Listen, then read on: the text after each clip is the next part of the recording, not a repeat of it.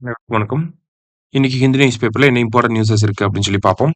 So first வந்து பார்த்தீங்கன்னா, உத்தரகாண்ட்ல வந்து ஃபிளாஷ் ஃப்ளட்ஸ் அப்படின்னு சொல்லி குடுத்துருக்காங்க. நேத்து வந்து அந்த ரீல்ஸ்லாம் வந்து பார்த்திருப்பீங்க.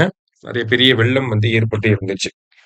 ஸோ உத்தரகாண்டோட உத்தர்காசி டிஸ்ட்ரிக்ட் அங்க இருக்கக்கூடிய தராலி அப்படிங்கிற அந்த வில்லேஜ்ல வந்து பார்த்தீங்கன்னா, நமக்கு இந்த ஃபிளாஷ் ஃப்ளட் அப்படிங்கிறது ஏற்பட்டு இருந்துச்சு. எந்த ரிவர்ல அப்படின்னா, கீர் கங்கா ரிவர். அந்த ரிவர் பேரு கீர் கங்கா ரிவர்ல இந்த ஃபிளாஷ் ஃப்ளட்ஸ் அப்படிங்கிறது ஏற்பட்டு இருந்துச்சு. சரியா? ஸோ அத பத்தி நம்ம தெரிஞ்சுக்கிறோம். ஸோ எதனால ஏற்பட்டுச்சு அப்படின்னா, கிளவுட் பர்ஸ்ட்னால தான் வந்து இந்த ஒரு ஃபிளாஷ் ஃப்ளட் அப்படிங்கிறது ஏற்பட்டுச்சு. கிளவுட் பர்ஸ்ட்னா என்ன அப்படின்னு சொல்லி பார்த்தீங்கன்னா, இந்தியாவோட ஐஎம்டி படி ஷார்ட் அண்ட் இன்டென்ஸ் ரெயின்ஃபால்னு சொல்லுவோம். அதாவது 1 மணி நேரத்துல ஒரு 10லேருந்து 20 ஸ்கொயர் கிலோமீட்டர் இருக்கக்கூடிய ஏரியால நமக்கு 10 சென்டிமீட்டர் மழை பெஞ்சுது அப்படின்னா, அத நம்ம கிளவுட் பர்ஸ்ட் அப்படின்னு சொல்லுவோம். 10 சென்டிமீட்டர் ஆர் எல்ஸ் 100 மில்லிமீட்டர் மழை பெஞ்சது அப்படின்னா, நம்ம அத கிளவுட் பர்ஸ்ட் அப்படின்னு சொல்லி சொல்லுவோம். சரிங்களா? ஸோ இந்த கிளவுட் பர்ஸ்ட் வந்து இந்த கீர்கங்கா ரிவர் மேல ஏற்பட்டனால தான் நமக்கு இவ்ளோ பெரிய வெள்ளம் அப்படிங்கிறது வந்துருச்சு. அடுத்ததா பார்த்தீங்கன்னா, இந்த கிளவுட் பர்ஸ்ட் இது எல்லாமே பார்த்தீங்கன்னா, நமக்கு டிசாஸ்டருக்கு கீழ வரும்.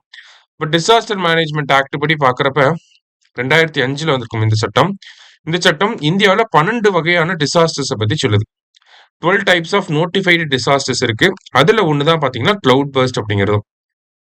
வேற என்ன இதுல நம்ம தெரிஞ்சுக்கலாம் அப்படின்னா, நமக்கு இந்த சட்டத்துக்கு கீழ என்டிஎம்ஏ, எஸ்டிஎம்ஏ, டிடிஎம்ஏ இதெல்லாம் வந்து உருவாக்கியிருப்பாங்க இல்லையா? என்டிஎம்ஏ, எஸ்டிஎம்ஏ, டிடிஎம்ஏ அப்படிங்கிறதெல்லாம் உருவாக்கியிருக்காங்க. என்டிஎம்ஏன்னா பிரைம் மினிஸ்டர் இருப்பாரு. எஸ்டிஎம்ஏன்னா சீஃப் மினிஸ்டர் ஹெட்டா இருப்பாரு. டிடிஎம்ஏன்னா டிஸ்ட்ரிக்ட் லெவல்ல இருக்கக்கூடிய அத்தாரிட்டிஸ் லைக் கலெக்டர் அவங்கலாம் வந்து இருப்பாங்க. சரியா? ஹெட்டா வந்து இருப்பாங்க. அது மட்டும் இல்லாம டிசாஸ்டர் ரிலேட்டடா பார்க்கிறப்ப, நேஷனல் டிசாஸ்டர் மேனேஜ்மென்ட் பாலிசி அப்படிங்கிறது 2009ல வந்திருக்கும். நேஷனல் டிசாஸ்டர் மேனேஜ்மென்ட் பிளான் அப்படிங்கிறது பார்த்தீங்கன்னா, 2018ல வந்திருக்கும். சரிங்களா?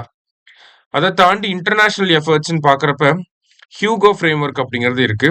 இது வந்து 2005ல இருந்து 2015 வரைக்கும் நடைமுறையில இருந்திருக்கும். அத எக்ஸ்டெண்ட் பண்ணது தான் செண்டாய் ஃப்ரேம்வொர்க் அப்படிங்கிறது. இந்த செண்டாய் ஃப்ரேம்வொர்க் 2015ல இருந்து 2030 வரைக்கும் இருந்திருக்கும். அடுத்ததா சிடிஆர்ஐ அப்படின்னு சொல்லி ஒரு அமைப்பு இருக்கு. இத வந்து இந்தியா தான் உருவாக்கியிருப்பாங்க. Coalition for disaster resilient infrastructure அப்படின்னு சொல்லி. இந்த அமைப்ப 2019ல உருவாக்கியிருப்பாங்க. எங்க வச்சு அப்படின்னா, நியூயார்க்ல நடந்த யுஎன் சம்மிட்ல இந்தியா அனௌன்ஸ் பண்ணியிருப்பாங்க. இந்த சிடிஆர்ஐ அப்படிங்கிற கொலிஷன். இது ஒரு முக்கியமான விஷயம். அப்ப டிசாஸ்டர் என்ன நடந்துச்சு, எங்க நடந்துச்சு அப்படிங்கிறத பார்த்திருக்கோம். அது ரிலேட்டடா இருக்கக்கூடிய மெஷர்ஸையும் நம்ம பார்த்திருக்கோம் இதுல. சரியா? அடுத்ததா பார்த்தீங்க அப்படின்னா, நமக்கு தமிழ்நாடு ரியல் எஸ்டேட் சம்மிட் அப்படிங்கிறது நடந்து முடிஞ்சிருக்கு. ஓகேவா? எங்க அப்படின்னு சொல்லி பார்த்தீங்கன்னா, நமக்கு சென்னையில இந்த தமிழ்நாடு ரியல் எஸ்டேட் சம்மிட் அப்படிங்கிறது நடந்திருக்கு. யார் இத ஆர்கனைஸ் பண்ணியிருக்காங்கன்னா, TN real estate regulatory authority. ஓகேவா? Tamil Nadu real estate regulatory authority தான் வந்து இந்த ரியல் எஸ்டேட் சம்மிட் 2025 வந்து ஆர்கனைஸ் பண்ணியிருக்காங்க. சரியா? அடுத்ததா தமிழ்நாடோட பொருளாதார வளர்ச்சிய பத்தி இங்க குடுத்திருந்தாங்க. நம்ம பொருளாதார வளர்ச்சி அப்படிங்கிறது இப்ப டபுள் டிஜிட்ல வந்து வளர ஆரம்பிச்சிருச்சு அப்படிங்கிறத குடுத்திருக்காங்க. கடைசியா பார்த்தீங்க அப்படின்னா, 2010, 11ல நம்மளோட பொருளாதார வளர்ச்சி வந்து பார்த்தீங்கன்னா, 13.12% இருந்துச்சு. ஓகேவா? நம்ம தமிழ்நாடோட ரியல் ஜிடிபி குரோத் அப்படிங்கிறது 13.2% 12%. ஓகேவா? ஸோ ரியல் ஜிடிபி குரோத் அப்படின்னா இந்த இடத்துல ஃபர்ஸ்ட் இத தெரிஞ்சுக்கிறோம். ரியல் ஜிடிபி அப்படிங்கிறப்ப இன்ஃப்ளேஷன இந்த இடத்துல கால்குலேட் பண்ண மாட்டாங்க. ஓகே. இன்ஃப்ளேஷன விட்டுட்டு கால்குலேட் பண்ணுவாங்க. ஸோ அதுல 2010, 11ல வந்து பார்த்தீங்கன்னா, தமிழ்நாடோட பொருளாதார வளர்ச்சி 13% இருந்துச்சு. அதுக்கப்புறமா வந்து இன்கிரீஸ் ஆக, டிக்ரீஸ் ஆக இருந்துச்சு.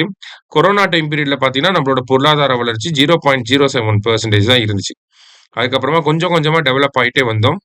ஆ சமீபத்தில பார்த்தீங்கன்னா, 9.69% அப்படிங்கிற குரோத்த வந்து ரிஜிஸ்டர் பண்ணியிருப்போம்.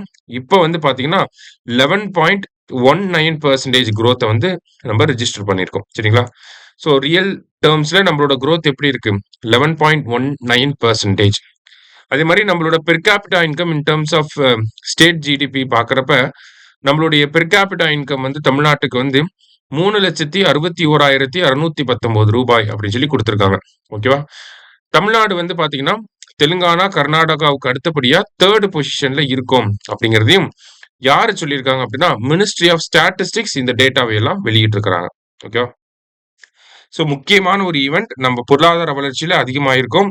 அது என்ன அப்படின்னு சொல்லி பார்த்து வச்சுக்கணும். டேட்டாவை ப்ரிலிம்ஸ் பாயிண்ட் ஆஃப் வியூல பார்த்து வச்சுக்கணும். எப்படி வளர்ந்திருக்கும், அதுக்கான ஃபேக்டர்ஸ் என்ன, ரீசன்ஸ் என்ன அப்படிங்கிறத மெயின்ஸ் பாயிண்ட் ஆஃப் வியூல கேட்கலாம். சரியா? அது நம்ம தனியா மெயின்ஸுக்குன்னு சீரிஸ் போயிட்டு இருக்கு இல்லையா, அதுல நம்ம பார்ப்போம். ஓகேவா?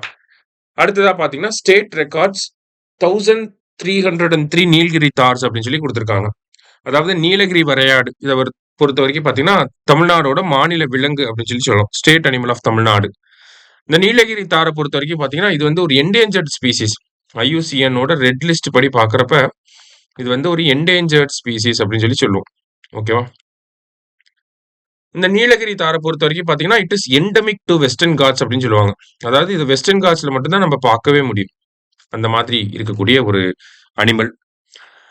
ஸோ இதனுடைய பாப்புலேஷனை இன்க்ரீஸ் பண்றதுக்காக நம்ம என்ன பண்ணியிருப்போம்னா ப்ராஜெக்ட் நீலகிரி தார் அப்படின்னு சொல்லி ஒரு ப்ராஜெக்டை 2023 நம்ம லான்ச் பண்ணியிருப்போம். ஓகே, தமிழ்நாடு அரசாங்கம் முதலமைச்சர் வந்து லான்ச் பண்ணியிருப்பார். இதனுடைய பாப்புலேஷன் அதிகப்படுத்தி இதை கன்சர்வ் பண்ணணும் அப்படிங்கிறதுக்காக. ஸோ அதற்கு இந்த ப்ராஜெக்ட் கீழே தான் பார்த்தீங்கன்னா சர்வே எடுப்பாங்க. எவ்வளோ நீலகிரி தார் வந்து இருக்கு அப்படின்னு சொல்லி வருஷம் வருஷம் சர்வே எடுப்பாங்க. அதன்படி ஃபர்ஸ்ட் எடுத்த சர்வேல பார்த்தீங்கன்னா 1031 நீலகிரி தார் இருக்கு அப்படிங்கிறத கண்டுபிடிச்சிருப்பாங்க. இந்த வருஷம் எடுக்கப்பட்ட சர்வேல 1303 நீலகிரி தார் இருக்கு அப்படின்னு சொல்லி கிட்டத்தட்ட ஒரு 300 கிட்ட நீலகிரி தாரோட பாப்புலேஷன் இன்க்ரீஸ் ஆயிருக்கு அப்படின்னு சொல்லி கொடுத்துருக்காங்க. இப்போ இது ஒரு பாசிட்டிவான இம்பாக்டை ஏற்படுத்தியிருக்கு. அதே மாதிரி மற்ற ஃபேக்சுவல் இன்ஃபர்மேஷன் இதை பொறுத்த வரைக்கும் பார்த்தீங்கன்னா நீலகிரி தார் அப்படிங்கிறத பத்தி சங்க இலக்கியங்கள்லேயே வந்து குறிப்புகள் இருக்கு. சீவக சிந்தாமணி, குறுந்தொகை, பட்டினப்பாலை, சிலப்பதிகாரம், புறநானூறு இந்த மாதிரியான பல்வேறு சங்க இலக்கியங்கள்ல இதை பத்தின தகவல்கள் இருக்கிறதாக நமக்கு சொல்லியிருக்காங்க. அதே மாதிரி தமிழ்நாடை பொறுத்த வரைக்கும் அக்டோபர் 7 வந்து நீலகிரி வரையாடு தினம் அப்படின்னு சொல்லி நம்ம கொண்டாடுறோம். சரிங்களா? அக்டோபர் 7 அப்படிங்கிறது நீலகிரி தார் டே அப்படின்னு சொல்லி நம்ம செலிப்ரேட் பண்றோம். சரியா? ஸோ இன்னைக்கு நியூஸ் பேப்பர்ல இருந்து முக்கிய செய்திகளை பார்த்திருக்கோம். நன்றி.